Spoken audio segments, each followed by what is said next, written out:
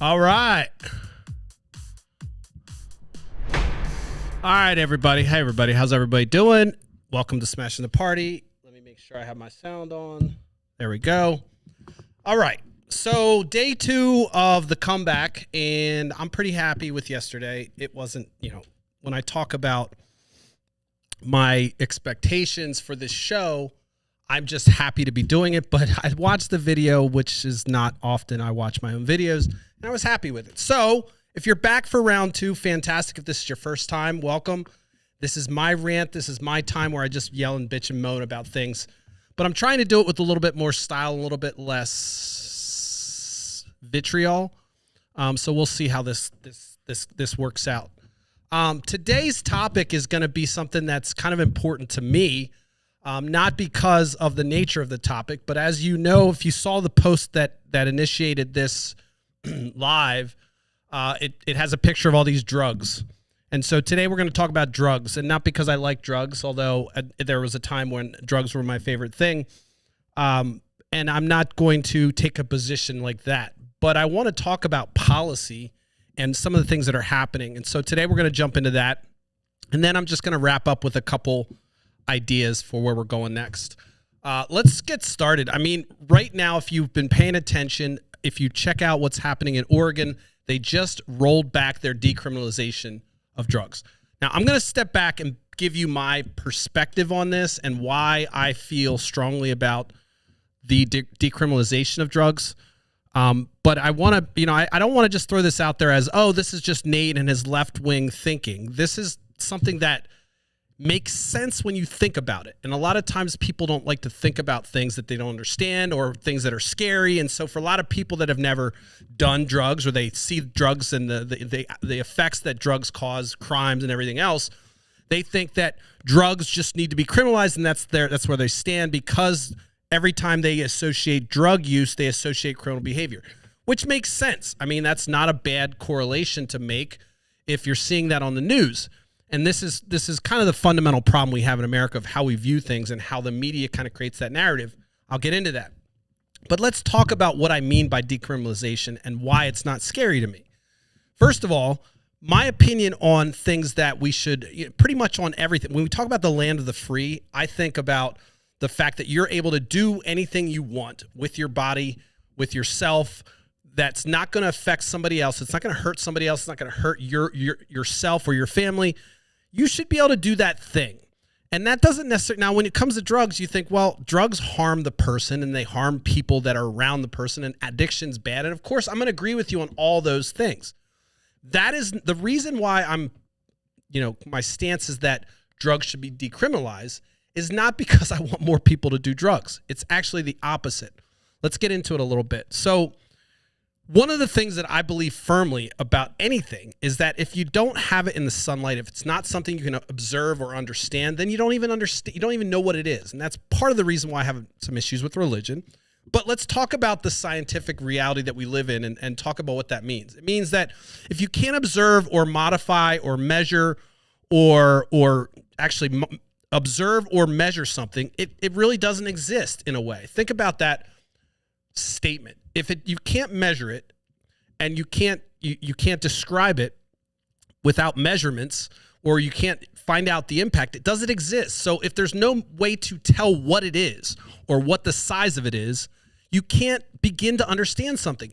And so that sounds abstract, but where I'm coming from is you can't understand something if you just keep on throwing it in the dark. If I have an issue with myself and I just keep on ignoring it, and I just fucking keep on going on with my life and act as if it's not there, and everyone else observes this issue and it's causing me problems and I don't want to look at it, I'm going to remain the same. That goes for social issues as well. And I know I'm not a good analogy for problem solving, but when it comes to solving something in the public domain, we have to understand it has to be exposed. Let me give you a horrible example that's going to kind of bring this home for you a little bit. So pedophilia is obviously something that's frowned upon. We know it causes generational problems. It causes generational sexual trauma, and it destroys families. Shame, guilt, everything else, along with the ancestral notion of it. When it's when you're talking about father, son, mother, daughter, whatever it is, pedophilia is horrible, right? One of the things about pedophilia is it's not something we're going to ever solve, really, because the pedophiliac is not going to feel inclined to say, hey, let me raise my hand. I have an addiction to children. They're not going to do it. And why aren't they going to do it? And you guys are probably like, why are you talking about pedophilia? I don't give a fuck. I don't have a preponderance or a preference for pedophilia or anything like that. I'm just talking about that as a problem that exists that no one, we can't really study. The people that are involved in it are never going to come forward and say, hey, look, and if somebody, is young enough and maybe they had some trauma that caused them to think like this or whatever happened where their brain's starting to have sexual attraction to somebody that's, underage, they're not going to raise their hand and say, hey, by the way, I've been thinking these things and I want to talk about it with somebody, because there's so much shame and guilt. And it's something that we kind of push in the dark. When it comes out, of course we want to treat it. Of course we want to get rid of it. But it's something that's so dark and dirty that it's very difficult to study. It's very difficult to find out or get any kind of treatment program involved, because most of the people that are going to get caught are going to be doing the criminal behavior already. So to catch somebody committing pedophilia, you've got to have some kind of way to understand their brain. And it's just not going to happen because of society's views on the sexuality and everything else. It's super frowned upon. It's super shameful. And so it's going to be some place where if you have an issue and you're growing up and this is something you're starting to feel, good luck, because there's no way to get help. The reason I bring that out is because that's an awful thing that we have. And it really is going to continue to exist because we keep it in the dark, and it's not something that's easy to bring out. How do you make it easy for people to say, hey, by the way, I was molested, or hey, it's just not easy. And so you're going to have this, it's going to always be this thing that is going to exist in humanity. It's just going to exist until we, kind of remove trauma and generational trauma. We have real good health, mental health and everything else. And we actually take a look at it. It's not going to get solved. So I use that example to illustrate a problem that everyone's familiar with, pedophilia and how shameful it is. And you can't tell me you probably don't have in your Rolodex the name of a treatment center for people that have pedophilia. Of course, there's sexual treatment for those folks, but you're not going to get people that are, hey, I'm curious, I want to explore this and figure out how I can get back on track when they're kind of developing, because of the nature of it. And so the example, as I think about this, you're probably like, what the fuck? The reason I use that example is because it's so dark and it's always going to be in the dark. It's just not going to be something that's brought out. So my opinion on way to fix things is to bring them to the light. And so drug policy is something that's pretty obvious that it exists in the darkness. It's the black market of drug use exists. We know it exists. You can go on the street and buy drugs. You can go on this, you can pretty much go underground and find it. It's not something mainstream. If you want cocaine, you can't just go to the mall and buy cocaine.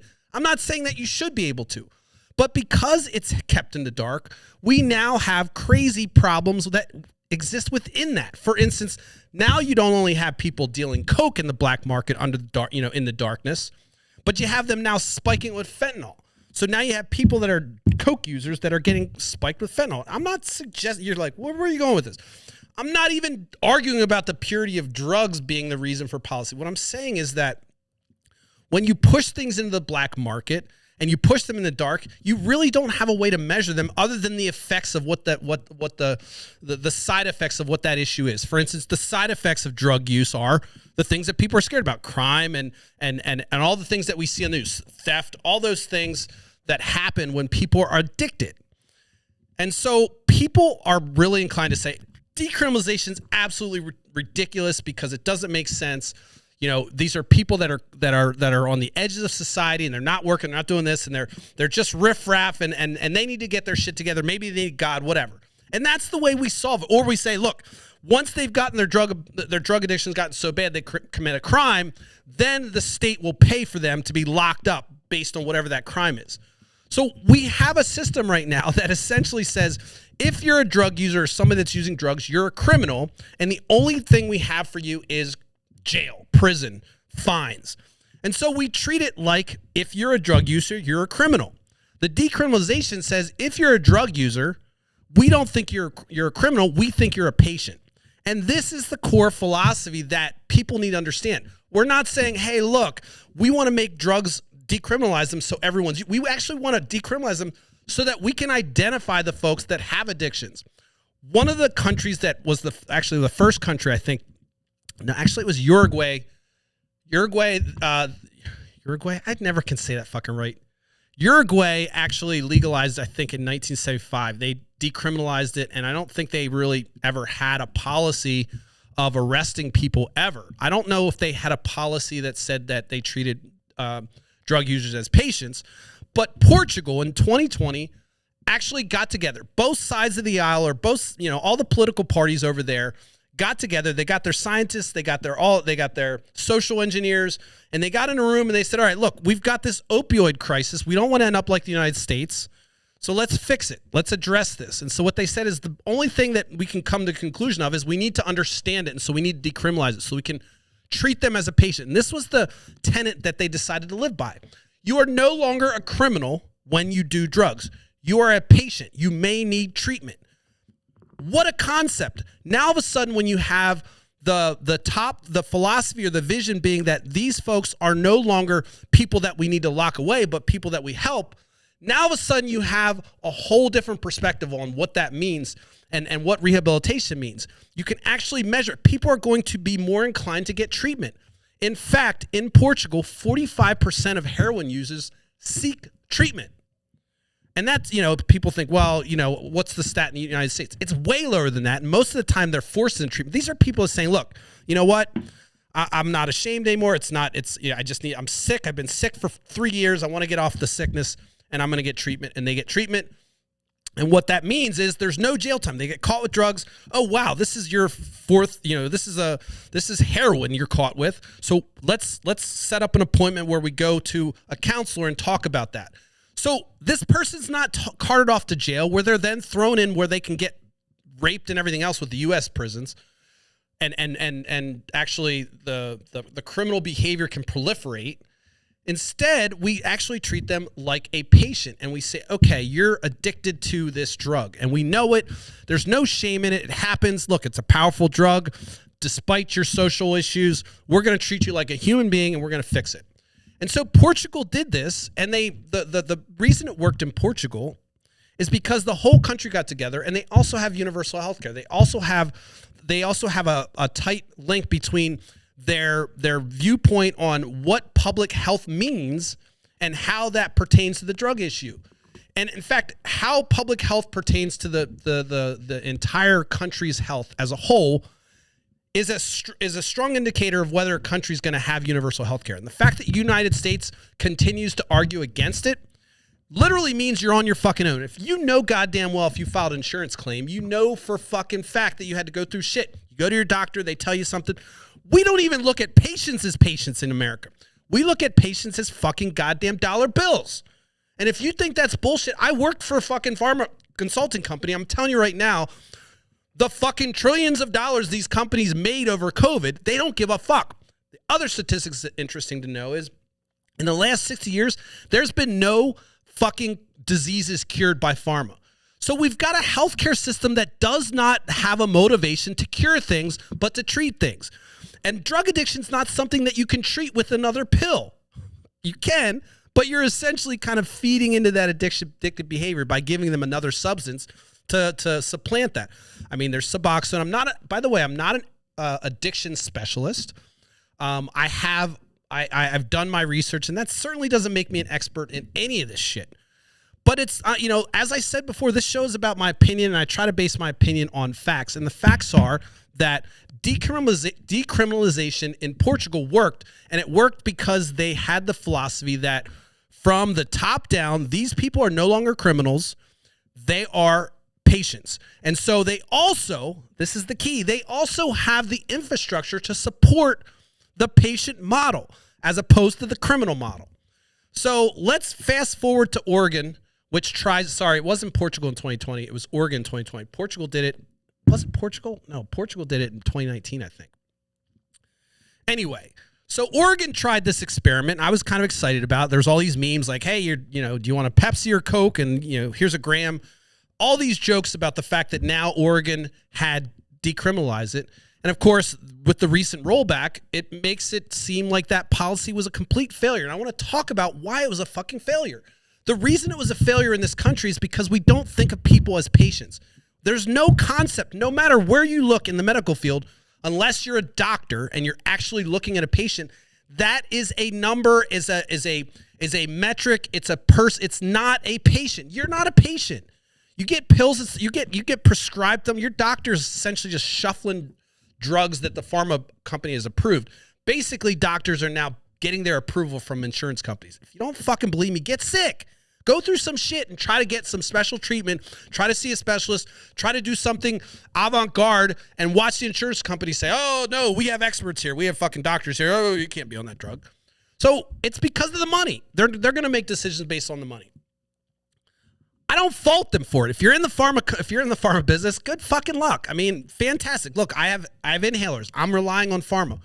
But to think that we're going to try to change policy in the United States and then even to go so far as to decriminalize something when we don't even have the notion of a patient anywhere in our system, it's a dollar. You're a dollar sign. Don't even fucking kid yourself. You're a fucking dollar sign. You're a dollar sign. When you get sick, you're a dollar sign. I'm sorry. You're in America. You're fucking getting sick. We're not looking to cure you. It'd be preferable if we gave you a pill that we could basically monetize for the rest of your life.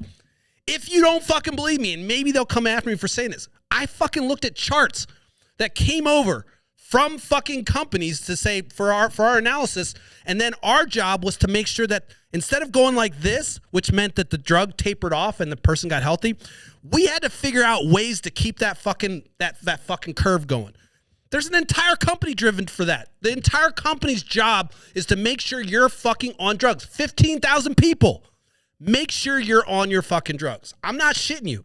One of the last projects that I worked on was called drug adherence, and all it was about didn't mean, look, you're never going to fucking see this software, but all it meant was for you to basically, for the pharma company to track you to make sure you're taking your drug. That was the only fucking, I kept on saying, why don't we fucking do some shit with coupons? Why don't we just, this is what the pharma company wants. This is useless. So as somebody who worked in the pharma industry, I'm telling you right now, they're not fucking looking at you fucking to cure you. I don't give a fuck what they say. They're not. It's about dollars. America is about dollars. So we're stuck in a system that relies on the only incentivization is money. So you come up with a radical concept like let's decriminalize drugs, and you then put this concept into America where, wait, you want these people, these deplorable people who are causing all this crime, you want us to treat them with kindness and grace and love? What the fuck are you talking about? We throw these people in jail. They're fucking deplorables. This is where they go. You talk to anybody on the street, most people are going to say throw them in jail. And because they don't think about the concept of, wait, this person's sick, they need help. But you know what? If you ask that person if they have anyone or relatives that they know are addicted, they're going to say yes. Yes. Most people that are watching this know somebody who's addicted to something. But yet, do you think they should be in jail? Does your brother or sister, your mother, your daughter, your cousin, your uncle, your nephew, your niece, they belong in jail because they're using drugs or they got addicted? Fuck off. Once it's your family, you don't give a fuck. You're not sending them to jail. Stop lying. Unless maybe you're my mom, you might send me to jail. But anyone else, you're fucking not going to send them to jail. And so the idea that this policy that was, again, I was really excited about it when they initiated it. I'm like, wow, this is finally coming to play. I thought about this even before Portugal. I'm like, why the fuck is this so dark and dirty? Like, why don't you just make it legal? And that way everyone can know what's going on. Plus, you don't have people dying from fentanyl. You can track the fentanyl injection and all this. I mean, fentanyl's being injected into weed, for Christ's sake, now. I mean, it's fucking ridiculous. And I know I'm off the chart on my expletives. Sorry. Breathe. I get passionate about this issue because it's one of those things where it's so simple to solve if we just literally, we claim, some people claim we're a Christian nation, all this stuff. Well, where the fuck is the golden rule then? Where the fuck is the let's do unto them what I want done to me? If I'm addicted to drugs, I want someone to help me if I can't get help myself. So when I see somebody that's addicted or creating criminal behavior for the reasons that, whether it be systemic or whether it be their family issues or whatever the reason why they're choosing to escape, I have compassion for that person. I think we should get them help, not throw them in the fucking fuck me in the ass prison, which unfortunately I have to use that term when I talk about U.S. prisons because we've come to the conclusion that that's okay to have a place where you go if you're bad and you just get fucked in the ass. Unbelievable. I know I'm way off the chart on the expletives today, but this is insane that when I start to kind of get my groove and I think about how stupid it is. I definitely look at things from an engineering perspective. Believe it or not, I'm a software architect, and then during my day, I solve problems. And one of the things you have to do is you have to ask the questions no one wants to ask. You have to pick up under that code that they wrote 4 years ago and look at it and see it. Nobody likes it. Nobody likes to be inspected. But if I come into your organization and you want me to fix your shit, I'm going to look in all the cracks. I need to know what's going on. If you're going to act like something's, this is what we need, and you're going to tell me and you're going to kind of keep me up front, I'm going to actually be peering over your shoulder going, you hired me. I'm expensive. What the fuck is your real problem? Because this is easy. Let's get to the real shit. So the way I do that is by exposing or asking questions and bringing those things to light. I can't solve the problem. I can't even come up with a system to solve the problem if I don't know it exists. And so I when I think about problems like this, it's like, guys, look, no one likes drug use. I mean, unless you're a druggie. And by the way, I'm not a hater of casual drug use. I'm not suggesting I do it, but I think that responsible adults should be able to do what the fuck they want. They want to eat something. They want to buy something, put it in their body, and it's safe, and they're safe, and they're not going to hurt anybody. I don't care. Just like I don't care with alcohol. Just don't get in your car and drive. Okay, but you want to go and get shit-faced at your house? Fine. I don't care. You want to go do blow at your house? I don't care. By the way, people think, well, you're contributing to the drug trade. The only reason the drug trade is illicit is because of this bullshit. So when you say, well, buying drugs, you're supporting these criminal enterprises, of course, true. What I'm suggesting is let's get rid of the support of the criminal enterprises and let's bring it into mainstream so that we can track it. Look what happened with, I mean, how stupid is it that we've been locking people up for smoking fucking weed? There's still people that have criminal liability because of marijuana. And meanwhile, we have, I walk into the dispensary, there's two white guys bragging about their fucking $1 million dispensary. So we've transferred that whole illegal infrastructure. We've made it legal now. And so now when I buy weed from my dispensary, I'm not supporting some criminal enterprise because now the whole thing has been brought into the legal system. So do the same thing for everything else. I mean, how the fuck are we, by the way, let's just throw out some conspiracy theories here. Interestingly enough, the 1990s were where doctors started to, in education, and the pharma companies started to inject into the mainstream that, hey, by the way, you know how we thought about opiates for all those years? We now came up with it. It's really not addictive. Trust us on this. It's not addictive. So 1990, the timeline is the doctors get together and the industry leaders say, look, we've got this thing, this pain pill. It's going to make us a lot of money. So let's fucking change the wording along to make sure that it's not fucking addicting. And you can watch the film on it. Purdue, all these companies that got sued, they literally went to the FDA and basically changed the language so that then the proliferation of opiates came into the mainstream. And that timing was interestingly timing with the invasion of Afghanistan. Who's the largest poppy exporter in the world, or for opiates? Who's the largest exporter of opium? Afghanistan. Do it on ChatGPT. Just ask ChatGPT. Show me the timeline for the invasion of Afghanistan, and show me the timeline for the Western the ramp up to the opioid crisis, and show me those timelines. And then you can look and see this. We invade Afghanistan, boom. Now all of a sudden we got poppy seeds coming out, boom, explosion. Of course, who makes wars? Pharma. Did you or anyone you know have a problem with anyone in Afghanistan? No. But pharma companies did. And they have these narratives to shape so that they can go in. And now what happens after we invade Afghanistan? Now all of a sudden we've got all this access to opiates and it explodes. Total conspiracy theory, total Alex Jones shit. But I'm just not sitting right with the fact that we invaded a country that then, at the same time, and then right after we invaded them, we had one of the worst increases in opiate that was coincided with the change in how we were educating people about opioids. So it's just weird things. And by the way, weird things happen when you have a lot of power and you're like, man, I really want to increase my billions. You can pick up the phone and call a senator. You can say, hey, look, this fucking company over here produces shit. I want that. I've been trying to acquire it. I'm worried about security. How can we do it? What can we do? Can we go in there? Can we get our oil? Whatever it is, can we get our poppy? These are real fucking conversations that happen.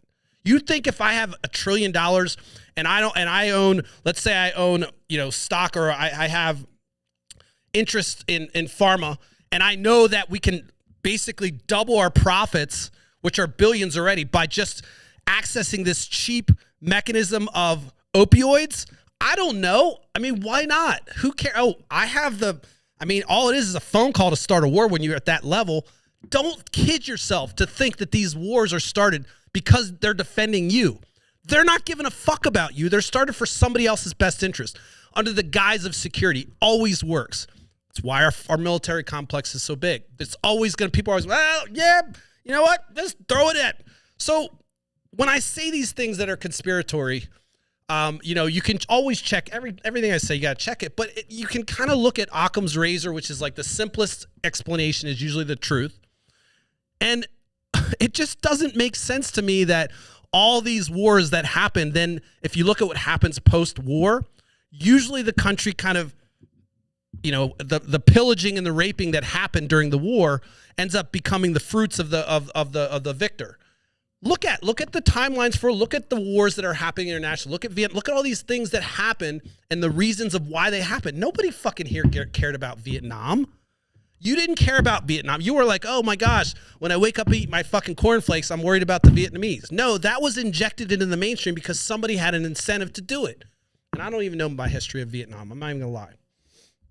But I'm pretty sure I know the history of humanity. I know men are greedy motherfuckers and that their pride and their ego gets in the way. And certainly if they want something somewhere else and they have the power to do it, what the fuck is a war? I mean, what does it matter if I'm sitting there drinking coffee in my skivvies while a bunch of 18-year-olds are killing themselves? Who fucking cares? That's what we're dealing with. If you think you're not dealing with that, you're fucking crazy. I've been in the room with these people in the state government that have the aspirations to move up. They don't care about you. They want to worry about their next election because we don't have true public servants anymore. They're very rare. Let's just say that. All right, I'm off tangent here. I'm going way off. Let me get back to the core issue, which is the drug decriminalization in Oregon. So Oregon then, rolls back this policy, and the reason it pisses me off is because it's going to be used as fodder to say, oh, you see, this policy doesn't work. They tried it in Oregon. The reason it won't work in the United States is because we don't have universal health care. It's never going to work in the United States. It doesn't matter how progressive the state is. If you try to decriminalize drugs in this country, you're not going to get the whole infrastructure suddenly changed to say, oh, wow, we've got a person that's no longer, look, we have billions and billions of dollars of infrastructure ready for a criminal. So when that person commits a crime, we can take care of them. You're talking about maintaining somebody's health and helping them to get better.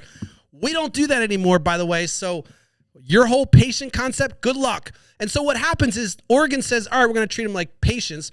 And then there's no infrastructure. There's no real infrastructure to support that. There's some bills here, but everyone's fighting it because no one really is buying into it. No one's really going, all hog in, or whatever the fuck a term is. What is it? All hat, no cattle. I don't know. My cliches are really off today. The point is, you can't just say, hey, we're going to treat people like patients and not then build patient infrastructure. We would prefer to criminalize things because criminalization is extremely lucrative. We have in America you can buy stock in prisons. And if I'm buying stock in prisons, the only motherfucking thing I want is those things to be full, and I want them to be making money. And the only way they make money is if we have crime. The only way we have crime is if we continue to keep the policies the same. We make sure we have a demographic that's really, really being affected by these policies so we can continue to lock them up. Done. That is the prison industry complex that I'm talking about. So because of the fact that we live in America and we have the prison industry, the prison industrial complex, which essentially means that we have a prison system that's built on incentive. Money's the only incentive to lock people up. It's not rehabilitation. Like, people don't go to jail and come out like, oh, wow, yeah, I'm rehabilitated. No, we don't. It's not a corrections facility. It's a fucking lock them up and then abuse them and basically test their humanity. Interesting fact, in Norway and a lot of Slavic countries, it's not illegal when you escape because they know fundamentally people don't like to be in cages. So if you escape prison, they just throw you back in, you finish out your sentence. Hey, you got out. We understand. It's not fucking likely. It's not very human to be locked up in a small space. So if you get out, you're fine.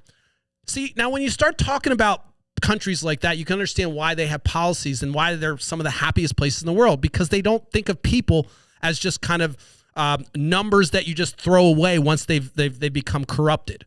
People can change. People can be rehabilitated. And if you think of people as patients, then all of a sudden things change. Let's say somebody's committing crime and they're doing it because they're addicted to drugs. That's a patient. Once you get them off drugs, the crime goes away, you fox.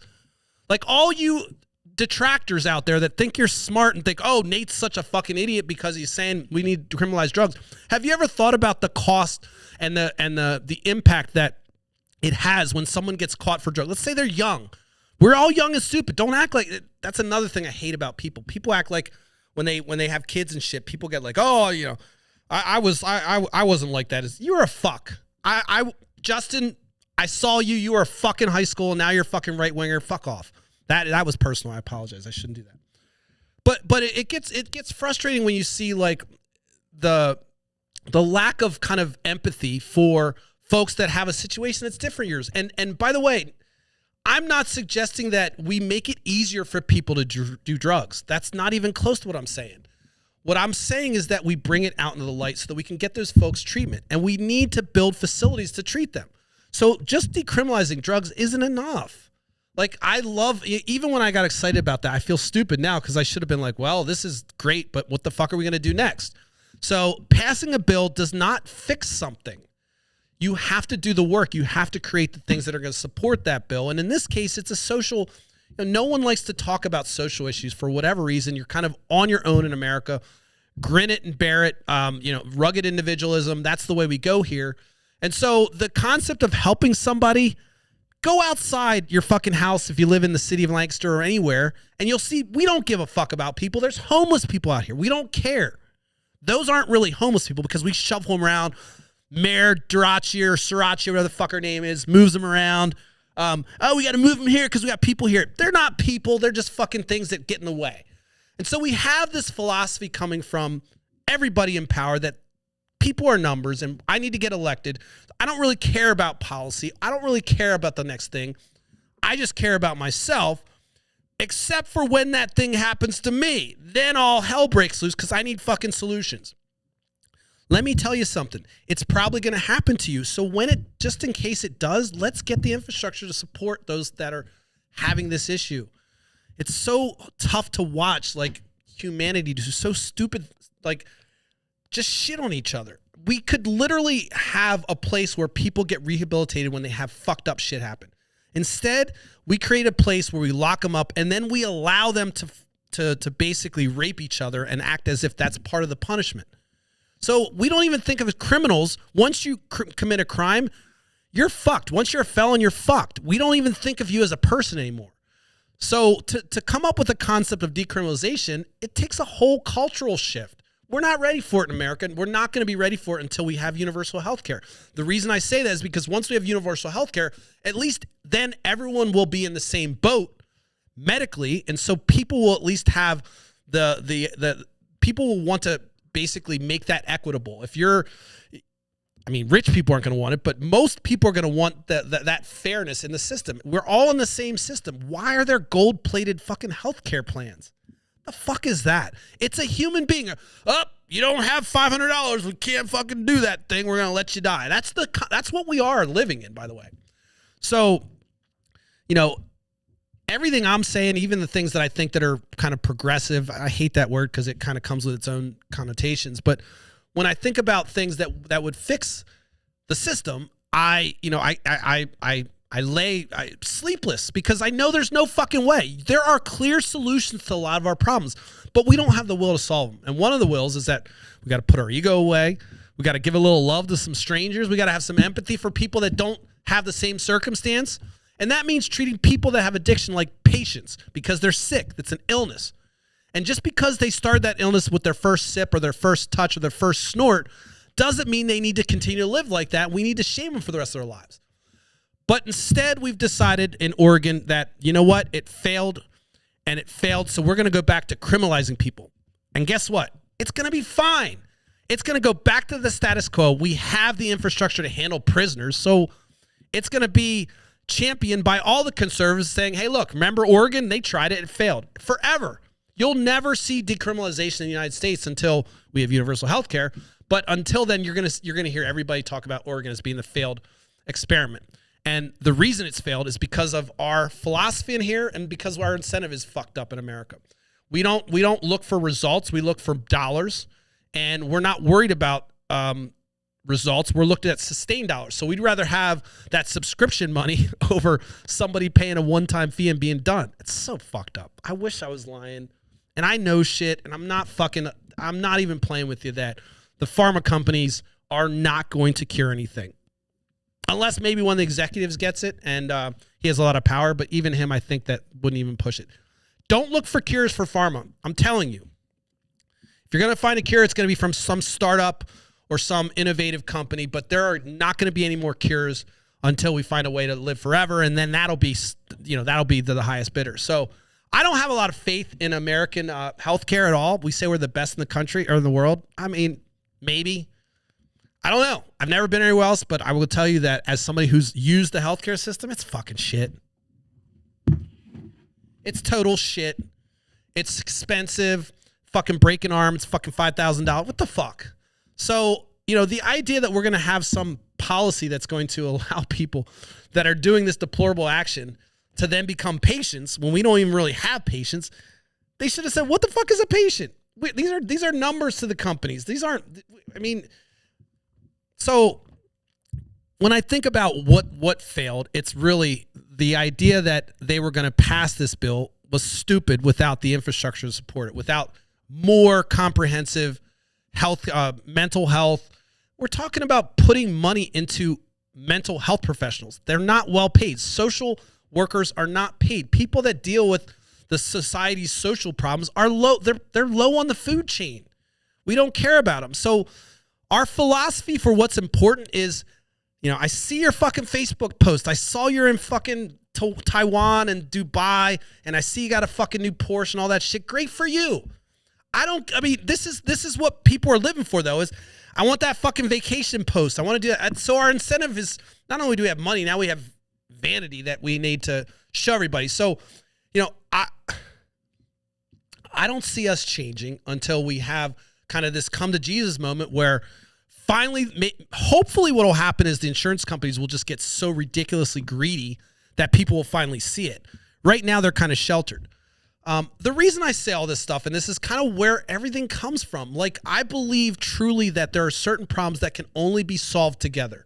And then there's some problems that you're on your own on. And the problems I believe that we should be solved together are the ones that are directly linked to life, liberty, and pursuit of happiness. Life. Fucking healthcare, motherfucker. That should be something we're all in it together. It's going to help our life. Liberty. Why the fuck are we building prisons? That's the opposite of liberty. We should be trying to make people as free as fuck in this country. I'm not saying, I don't believe, we have prisons for people that are bad and lock away the key if they're doing something horrible. But the idea that, life, liberty, and pursuit of happiness, those three things are being stifled. Healthcare, we don't have a group. We're not in it together. Prison system, we're in it together. We're basically saying it's fuck me in the ass prison. And then education, the pursuit of happiness, whatever it is, we still make that an incentive. So these three tenets that we live on, we monetized them. It's not free. We made it, life, you got to pay for it. Pursuit of happiness, got to pay for it. Liberty, got to pay for it. It's not free in America. Everything's fucking costs you. And by the way, if you don't have money, you're not free. You're not living happy. And you're probably unhealthy and probably going to get locked up eventually because you can't pay your bills. So the concepts that we have in this country and the incentives that we have for how we're going to be in the future, I just don't think they're going to work. I think we're going to run out of, you're going to have greed capture us first. And then you'll have, if the population can even acquire the weaponry or the revolutionary tactics to overcome that, we're always going to be stuck. I mean, you have the rich that have police force now to keep us in check. So there's not going to be any revolution to change the way we think about these things. It's just not. We don't have the capacity, even online. I mean, Twitter was one of the last frontiers for where openness happened, and it was a place where Arab Spring, it was literally a place where people were using to communicate to get freedoms, and that was acquired by a billionaire and shut down and turned to a right-wing cesspool. So, you know, I guess I'm kind of coming at it from a pretty dark perspective when I think about it. And I said I would be more positive, but this is one of those issues where it affects everybody. It affects everybody, and we act like it doesn't. And the fact that the policy that would have been the key to future growth and is now being kind of thrown away, and now the detractors are going to have their say and basically make it so that we'll never have any kind of policy like that. And it's sad because if you were to say to somebody, hey, you've got all the resources you want, you can do anything you want, you got a magic wand, and how would you fix the drug problem?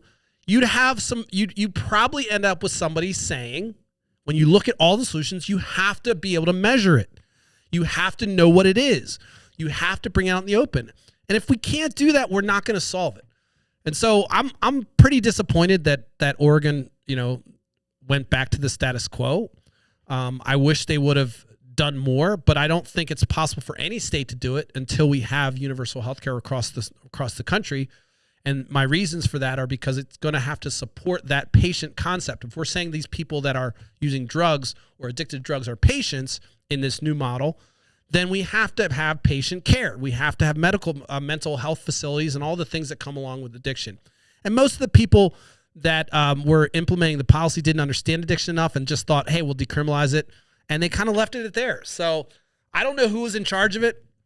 I don't know, I don't know the details of like where their long-term plan was, but I do know that it failed. And I know that it failed because we don't have the infrastructure to support the drug user as a patient concept. And it's a shame. But when you think about that, it pertains to everything in America. Like, we don't think of people as things that we can fix or help. We look at things as like, we'll either hide them, like with the homeless people, like what the mayor does with the homeless people. She moves them around depending on who's in town. We do stuff like that. People would rather, if you ask somebody, a needle exchange, we're going to bring a needle exchange near your neighborhood. They're like, oh, no, we don't want that. Because, again, that's deplorable things. We want that away from us. Take it on the other side of the tracks. Keep it out of mind, out of sight, right? That's how you fucking solve your problems in your personal life. Keep it out of mind, out of sight. Like, you got a growth on your fucking arm and you just fucking ignore it. Just like, don't look at it. It goes away. That's what the fuck you're saying we do with drugs. That's what you're saying we do with all this stuff, is just get it out of my hair. I don't want to see it. So if I don't see it, it's fixed. That bothers me. And that's the entitlement. That's the bullshit that, Americans, we have this whatever indoctrinated viewpoint of ourselves that we're the greatest country in the world, when other countries are doing a lot of shit better than us. We're not even the happiest place in the world. We're not even close to the happiest place in the world. So, it kind of brings me sadness thinking about where our prospects are for things like decriminalization or even the prison industrial complex. I don't see us changing anything until we change our incentives. And there's no reason to change incentives in America. We're capitalists. We fucking make money. We hustle. I'll fucking sell you the shirt off my back for $10, but I need fucking, interest payments, whatever. That's the American dream, bro. So it's disheartening to see. And I know, as somebody who has personally dealt with addiction in my life, not myself, but people in my life, I was a casual drug user, believe it or not. I just liked to do drugs to see where it went, but I was never like one that woke up and said, all right, let's do drugs today. Well, maybe there was a time. Maybe it was, I don't know. But I know that period of my life was a little chaotic, and I definitely had my mental challenges. And so had somebody come to me for treatment, I probably wouldn't have went, because I wouldn't have considered myself an addict. But I'm not going to say that I didn't hang out with people that were addicts and people that probably needed treatment. And some of those folks died, and some of those people are still fighting addiction today. So I'm not suggesting I'm special. I was fortunate. Probably my ADHD helped me because I'm like, all right, I'm bored with that. I'm bored with that. I'm bored with that. I'm bored with that. I'm bored with that. I'm bored with that. Next thing. So drugs couldn't even keep me happy, apparently. But in summary, let's wrap this up because I know I went a little long and I'm a little bit all over the place. And I definitely swore a little bit more than I want to. But it's an important issue because every one of us knows somebody who's addicted to drugs. Everyone knows somebody who's addicted to alcohol or addicted to something, and it's controlling their life. And so the concept of giving people freedom is I love it. I love the idea of changing somebody's life. And we can't do that if we continue to think of people as just, as dollar bills. And that's what it is. I think that if we were serious about change, then we would look at big ideas and we would look outside our country and we would really look and talk to the folks in Portugal. What did you do? We started right. We know they decided to change the concept from a criminal to a patient. But what else did they do? Well, they do checkups. They do all kinds of things. They monitor their drugs. They monitor where the drugs are coming from. They monitor the quality, the content of the drugs. They have access to all that stuff because now it's no longer shame. Teenage drug use went way down since they started. It was an initial spike, and then it went down because it's not even cool anymore to do drugs. I mean, that's how it's out in the public. If you're using drugs, you're probably sick. That's the concept they have. So, to get us there, it's not going to take some legislators changing the law. It requires legislators changing the law, educating the public, and then also adding things and funding to the infrastructure to support the patient model. So what time is it? It's 11:16. All right. Today, that's all I'm going to talk about today. I'm happy to be back. I really am. I love it. I was excited about it. I couldn't sleep last night just because I'm so excited to be back. And I know how much I enjoyed this before. I'll get into, during one of my videos, I'll get into the times and what happened over this kind of break because I think it's relevant and it's important for my story. But I think I'm actually really happy to be back. And I watched my video yesterday. I was happy with some of the things I said. Obviously, there's a lot of work I need to do with my presentation. But I feel good to be back. And as I said, I love the concept of thinking about this as my art. So it just gives me a freedom to say what I want. And I'm feeling excited about it. And I'm kind of thinking about what my next piece is going to be. And, whether or not somebody categorizes this as art, I don't give a fuck. I love it. And I remember the feeling that I got before after I would do this is just kind of that cathartic feeling of sharing what's on my heart and hoping somebody got something out of it. I love it. So I'm going to wrap. Day 2, success. Far as camera goes and all this shit, I'm in the candy factory right now. Again, I'm only using my computer camera again because I got all the lights set up and everything else. I still run into a bug. I'm probably going to have to ask for help, which isn't easy for me. So with that being said, though, I'm going to wrap up. Thanks for listening. Tomorrow I'll be back. Basically, the schedule is going to be Monday through Thursday. If you don't catch me during the live, you can always watch me in the morning. I don't expect people to watch. Honestly, it makes me nervous when I see people watching on live. But I do ask that one thing you do, I'm going to start saying this every time, is follow my YouTube channel. I need to get to 1,000 before I can live stream to YouTube.